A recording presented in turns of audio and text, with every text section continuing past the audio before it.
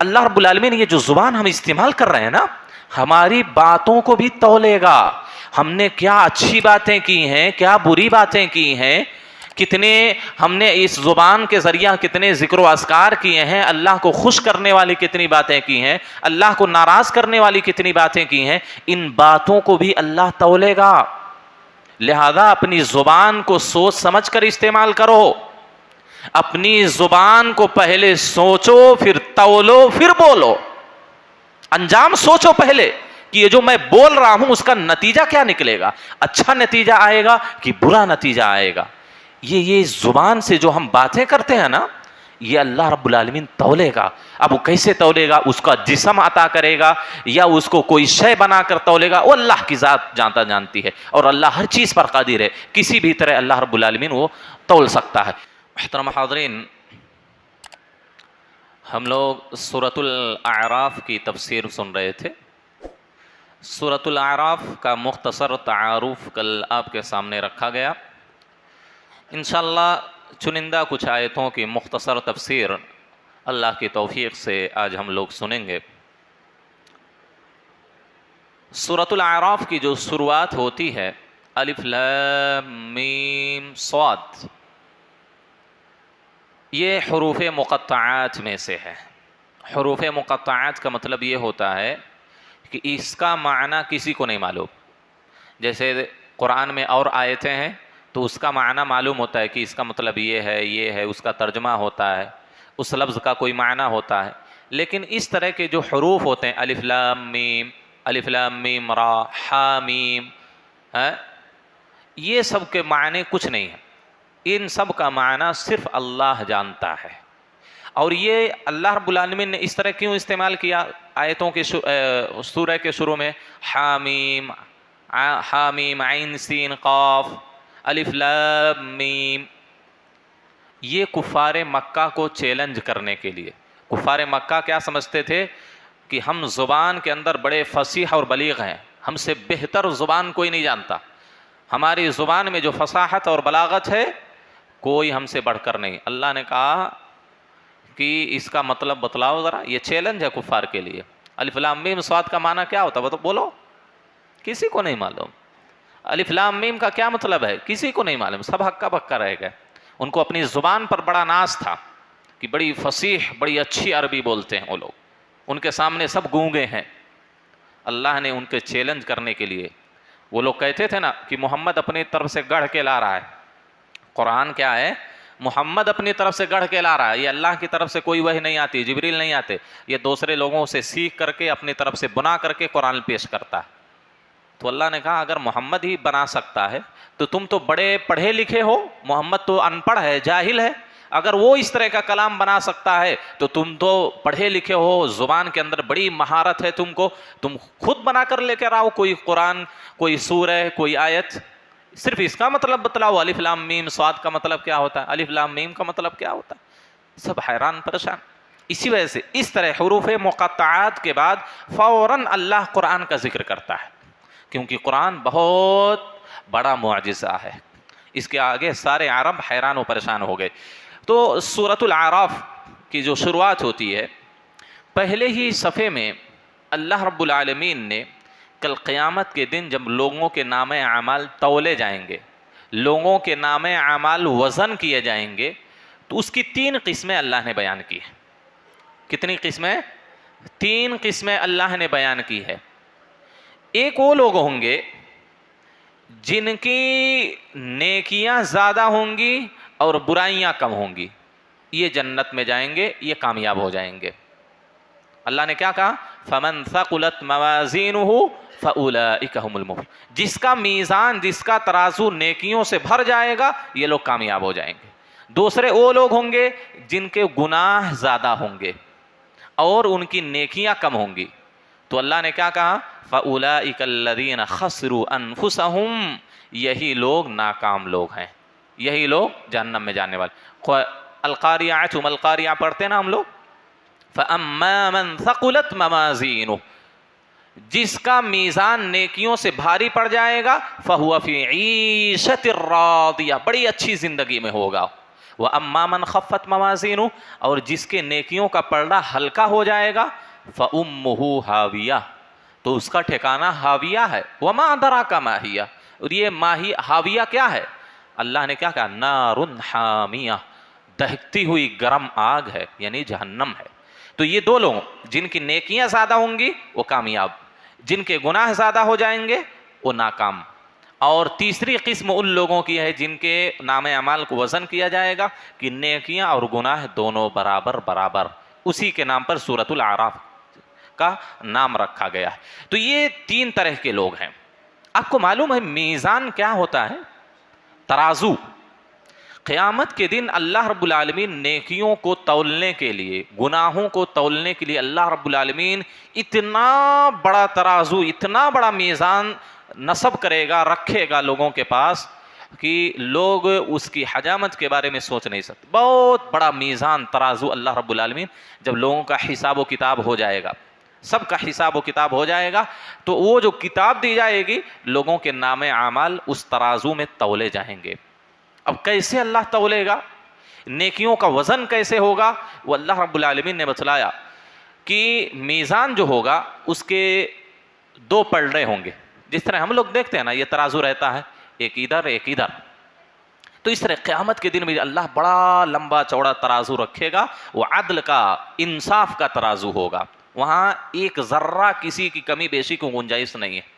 فَالْيَوْمَ لَا تُظْلَمُ نَفْسٌ شَيْئًا، آج کا دن ایسا ہے کہ کسی انسان پر ذرا سا بھی ظلم نہیں کیا جائے گا، جتنا وہ کر کے آیا ہے۔ فَمَنْ يَعْمَلْ مِثْقَالَ ذَرَّةٍ خَيْرًا يَرَهُ، اگر وہ ذرہ برابر بھی نیکی کا کام کیا کل قیامت کے دن اس کو دیکھے گا۔ وَمَنْ يَعْمَلْ مِثْقَالَ ذَرَّةٍ شَرًّا يَرَهُ، اور اگر ذرہ برابر بھی گناہ کیا ہے تو کل قیامت کے دن وہ دیکھے گا، وہاں ذرا سا بھی ظلم نہیں ہوگا، جو کچھ ہم نے کیا ہے اللہ سب کچھ وہاں موجود رکھے گا، ہم کو دکھائے گا، ہمارے نام اعمال کو میزان میں ترازو میں تولے گا۔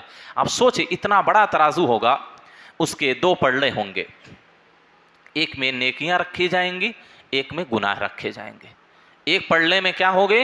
نیکیاں ہوں گی، اور ایک پلڑے میں گناہ ہوگا۔ جس طرح ہمارے یہاں ایک پلڑے میں سیب ہوتا ہے، پھل ہوتا ہے، ترکاری ہوتی ہے، ایک طرف اس کا جو کیا ہوتا ہے ناپنے کا جو کیا ہے ترازو رہتا ہے، 1 kg 2 kg کا۔ اسی طرح اللہ رب العالمین کل نیکیاں اور گناہ تولے گا، ایک پلڑے میں نیکیاں ہماری رکھی جائیں گی، ایک پلڑے میں ہمارے گناہ رکھے جائیں گے، اور اللہ رب العالمین ایسے لوگوں کے نام اعمال کو تولے گا۔ آپ سوچو وہاں کن کن چیزوں کو تولا جائے گا؟ کسی کو معلوم ہے کون کون سی چیزیں اللہ رب العالمین ترازو میں تولے گا؟ بعض لوگ کہتے ہیں، عبداللہ بن عباس کہتے ہیں اس کی ایک زبان بھی ہوگی، ترازو کی اللہ رب العالمین ایک زبان بھی عطا کرے گا، حالانکہ صحیح حدیث میں نہیں ہے، کچھ صحابی کا یہ قول ہے۔ تو اللہ رب العالمین کل قیامت کے دن لوگوں کے اقوال بھی تولے گا۔ اب کیسے آپ سوچ رہے ہوں گے کہ بھائی جو ہم بولتے ہیں، یہ جو بات نکل گئی ہے، اس کا وزن کیسے ہوگا؟ اللہ ہر چیز پر قادر ہے، اللہ ہر چیز پر قادر ہے، وہ کچھ بھی کر سکتا ہے۔ ان اللہ علی کل شیء قدیر، اللہ ہر چیز پر قادر ہے۔ اب آپ سوچ رہے ہوں گے اب میں یہ بول رہا ہوں، یہ بھی اللہ رب العالمین تولے گا، مجھے اللہ حق بات کہنے کی توفیق دے۔ اللہ رب العالمین یہ جو زبان ہم استعمال کر رہے ہیں نا، ہماری باتوں کو بھی تولے گا، ہم نے کیا اچھی باتیں کی ہیں، کیا بری باتیں کی ہیں، کتنے ہم نے اس زبان کے ذریعہ کتنے ذکر و اذکار کیے ہیں، اللہ کو خوش کرنے والی کتنی باتیں کی ہیں، اللہ کو ناراض کرنے والی کتنی باتیں کی ہیں، ان باتوں کو بھی اللہ تولے گا۔ لہذا اپنی زبان کو سوچ سمجھ کر استعمال کرو، اپنی زبان کو پہلے سوچو، پھر تولو، پھر بولو۔ انجام سوچو پہلے کہ یہ جو میں بول رہا ہوں اس کا نتیجہ کیا نکلے گا، اچھا نتیجہ آئے گا کہ برا نتیجہ آئے گا۔ یہ زبان سے جو ہم باتیں کرتے ہیں نا، یہ اللہ رب العالمین تولے گا۔ اب وہ کیسے تولے گا؟ اس کا جسم عطا کرے گا یا اس کو کوئی شے بنا کر تولے گا، وہ اللہ کی ذات جانتی ہے، اور اللہ ہر چیز پر قادر ہے، کسی بھی طرح اللہ رب العالمین وہ تول سکتا ہے۔ تو یہ جو باتیں ہم کرتے ہیں اپنی زبان سے، اللہ اس کو بھی تولے گا۔ آپ بار بار وہ حدیث سنتے ہیں، کون سی حدیث؟ صحیح بخاری کی سب سے آخری حدیث، صحیح بخاری شریف کی سب سے آخری حدیث، آپ صلی اللہ علیہ وسلم فرماتے ہیں کلمتان خفیفتان علی اللسان ثقیلتان فی المیزان حبیبتان للرحمن، دو کلمے زبان پر بڑے ہلکے ہیں، آسانی سے آدمی بول سکتا ہے، اور میزان میں یعنی کل قیامت کے دن وہ ترازو ہوگا، اس میں بڑے وزنی ہیں وہ دونوں کلمات، اور اللہ کے نزدیک بڑے محبوب ہیں۔ وہ کون سے دو کلمات ہیں؟ سبحان اللہ و بحمدہ سبحان اللہ العظیم۔ یہ کلمہ میزان میں اللہ کے رسول نے کیا کہا؟ بڑے وزنی ہوں گے۔ تو اس سے معلوم ہوا کہ ہم جو بولتے ہیں چاہے وہ اچھی باتیں ہوں یا بری باتیں ہوں، اللہ اس کو بھی تولے گا۔ یہ بات ہو گئی کہ بات زبان سے جو چیز بولتے ہیں اس کو بھی تولے گا۔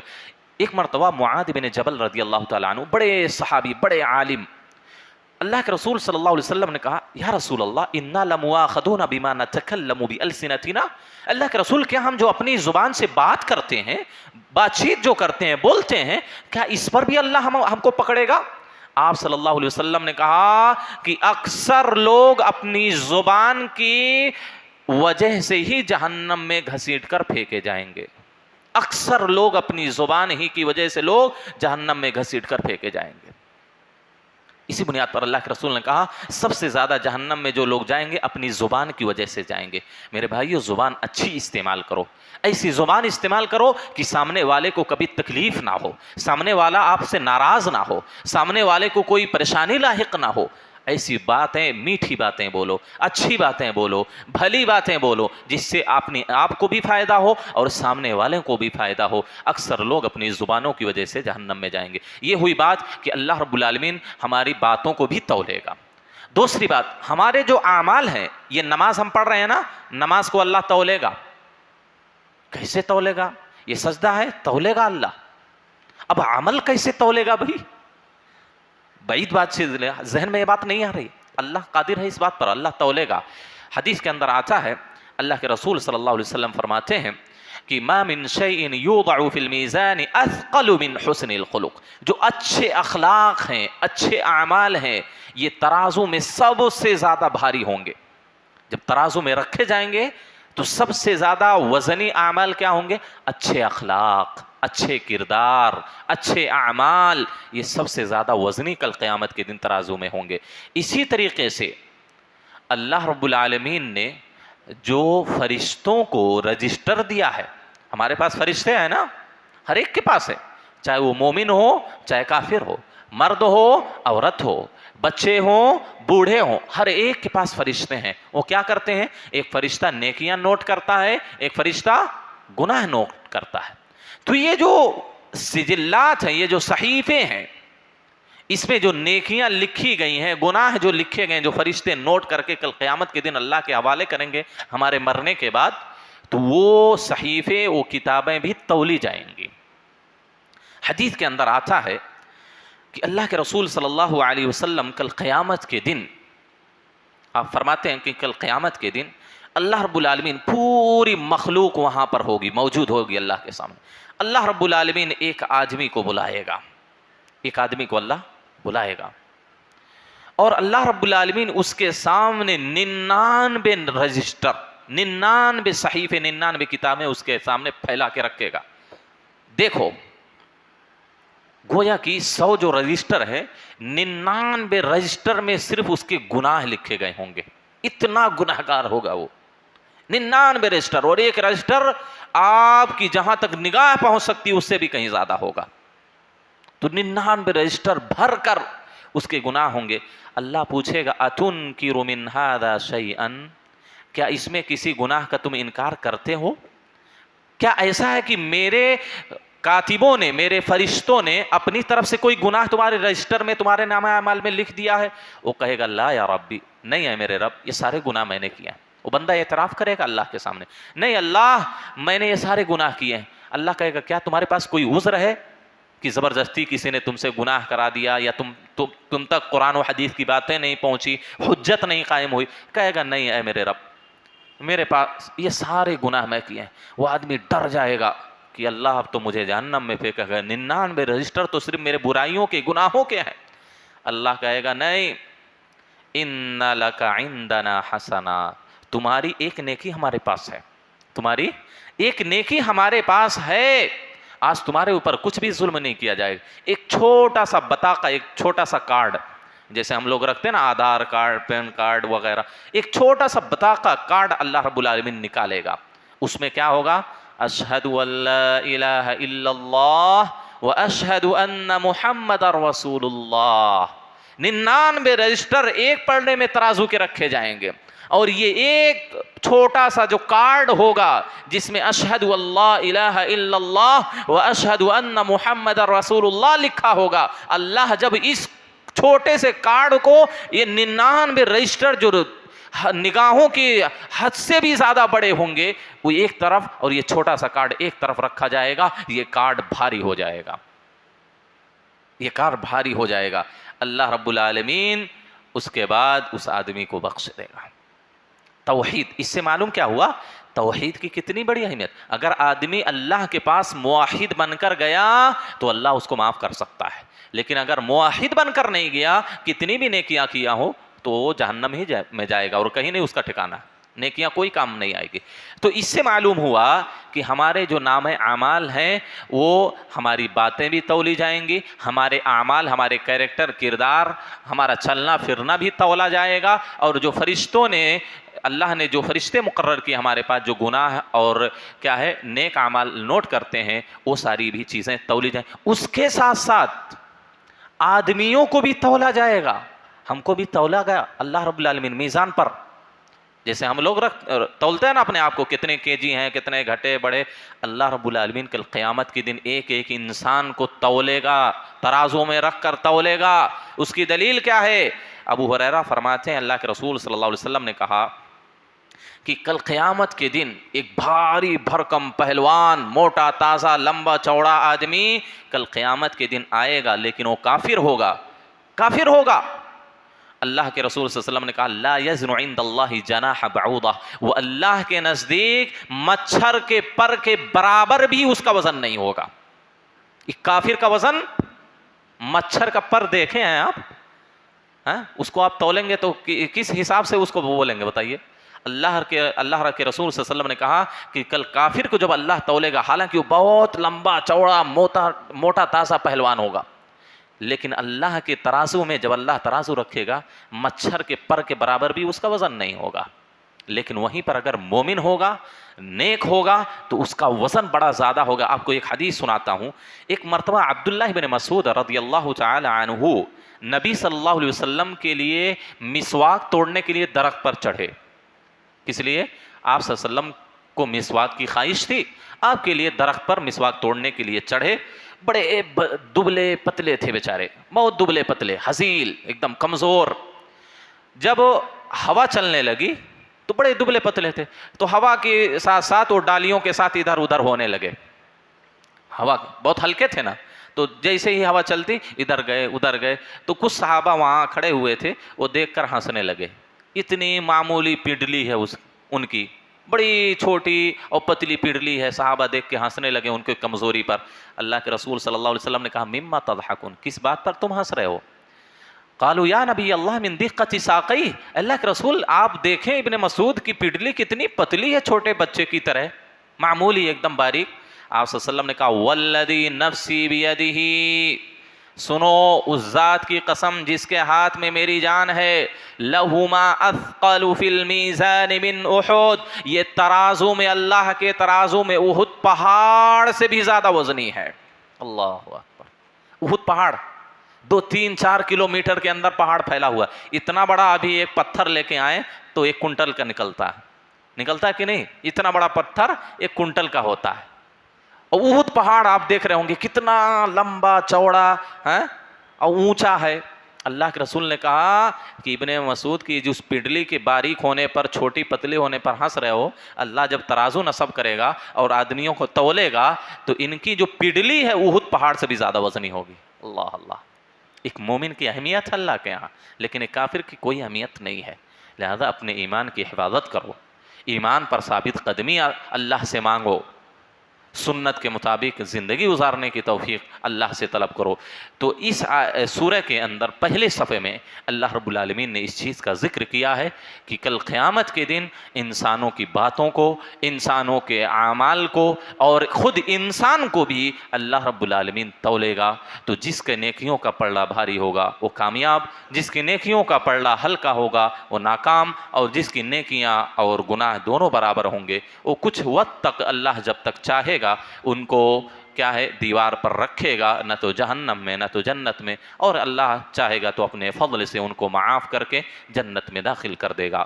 اس کے بعد اللہ رب العالمین نے شروع ہی میں سورہ کے شروع ہی میں اس بات کا ذکر کیا کہ مشرع، شریعت سازی کرنے والا، شریعت بنانے والا صرف اللہ ہے۔ نبی بھی اپنی طرف سے کوئی بات نہیں کہہ سکتا، نبی بھی کسی چیز کو حلال کسی چیز کو حرام نہیں کہہ سکتا، اللہ ہی سب کچھ کرتا ہے۔ وما ينطق عن الهوى ان هو الا وحی یوحى، نبی اپنی خواہشات کے حساب سے نہیں بولتے کہ یہ کہہ دیے حرام یہ کہہ دیے حلال، نہیں، ان هو الا وحی یوحى، اللہ کی طرف سے جو وحی آتی ہے وہی نبی بولتے ہیں، نبی اپنی طرف سے بھی حلال حرام نہیں کہہ سکتے۔ اور آج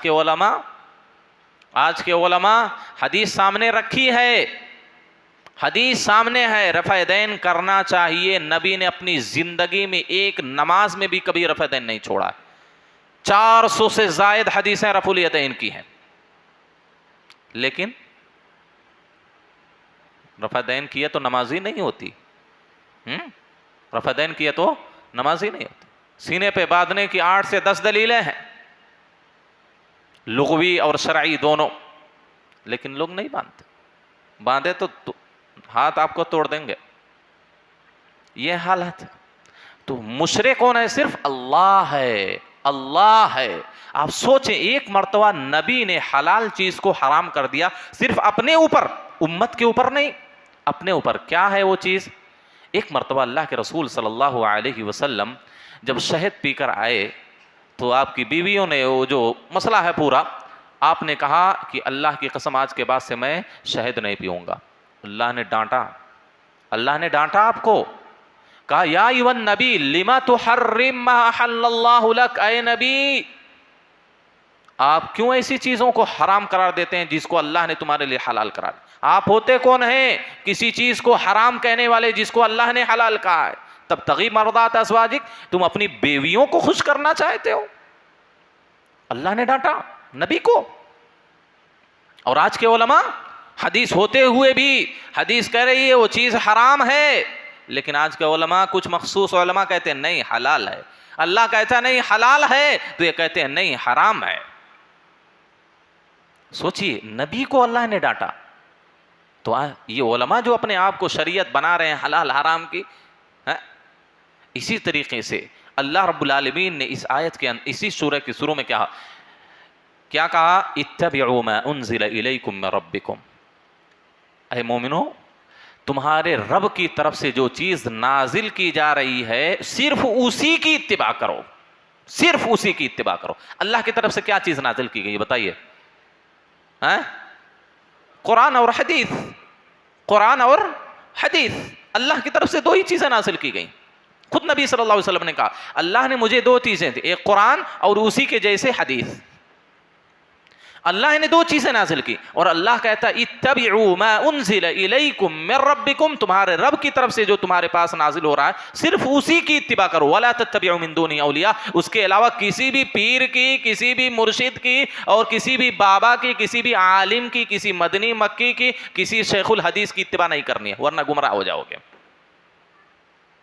اور آج حدیثیں پڑھ کے سنائی جائیں، حدیثوں کا حوالہ دیا جائے، قرآن کی آیتیں سامنے کھول کر رکھی جائیں، پھر بھی لوگ نہیں مانتے، یہ غیر مقلد تم ہو۔ سوچئے کس کو حجت بنا لیا؟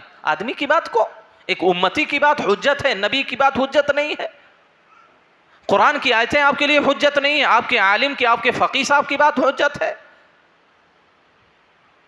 ہے نا؟ ہو رہا ہے ایسا، مسلمانوں کی اکثریت کا تو ایسا ہی مسئلہ ہے۔ ہم اپنے آپ کو اہل الحدیث کہتے ہیں، لیکن ہم میں بھی تقلید آ گئی ہے، ہمارے اندر بھی کوئی بڑے عالم مدنی صاحب بول دیے، ارے اتنے بڑے عالم بولے آپ کیسے کہہ رہے ہیں شیخ؟ ہم جیسے چھوٹے عالم بول دیں کیا شیخ آپ بول رہے ہیں ایسا، وہ بڑے مدنی صاحب آئے تھے، مکی صاحب آئے تھے، انہوں ایسا بولے تھے، آپ ایسا بول رہے ہیں، یہ کیا ہے؟ یہی تو تقلید ہے بھئی۔ اہل حدیث کا شیوا کیا ہے؟ جہاں قرآن اور حدیث ہو وہی اس کا مسلک ہونا چاہیے۔ یہ بڑے چھوٹے عالم کہاں سے آ گئے؟ یہ مدنی جامعی کہاں سے آ گئے بھئی؟ اتبعوا ما انزل الیکم من ربکم، تمہارے رب کے پاس سے جو چیز نازل ہوئی ہے صرف اسی کی اتباع کرو اور کسی کی پیروی نہ کرو۔ اگر ہم کسی اور چیز کی پیروی کریں گے میرے بھائیوں تو اللہ کے رسول صلی اللہ علیہ وسلم نے کہا لضللتم، تم لوگ گمراہ ہو جاؤ گے۔ اگر نبی کی سنت کو چھوڑ دیا، اللہ کی کتاب کو چھوڑ دیا تو گمراہ ہونا یقینی ہے۔ اسی طریقے سے بقیہ باتیں انشاءاللہ بعد کے درس میں کی جائیں گی۔ ایک سوال صرف کر لیتے ہیں۔ سوال یہ ہے کہ کتنے انبیاء کا ذکر قرآن مجید میں ہوا ہے؟ جی 32 25 18 26 26 پیغمبروں یا رسولوں کا ذکر اللہ نے قرآن میں کیا۔ حالانکہ اس سے کئی گنا زیادہ اللہ نے انبیاء اور رسول بھیجے ہیں۔ بعض روایتوں میں آتا ہے 1,24,000، لیکن 1,20,000 والی روایت زیادہ صحیح ہے۔ 1,20,000 والی روایت زیادہ۔ کتنے انبیاء اور رسول آئے؟ 1,20,000۔ 24 والی ذرا روایت ضعیف ہے، لیکن اس میں سے صرف 26 پیغمبروں کا اللہ نے ذکر کیا، جس میں سے 5 اولو العزم پیغمبر ہیں۔ اولو العزم پیغمبر کون کون سے ہیں؟ بڑے بڑے جو پیغمبر ہیں۔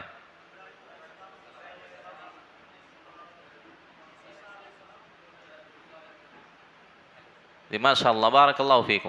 دیکھیے سب سے پہلے نوح علیہ السلام، ابراہیم علیہ السلام، اس کے بعد نیچے آئیں گے موسیٰ علیہ السلام، پھر عیسیٰ علیہ السلام، پھر ہمارے نبی محمد عربی صلی اللہ علیہ وسلم۔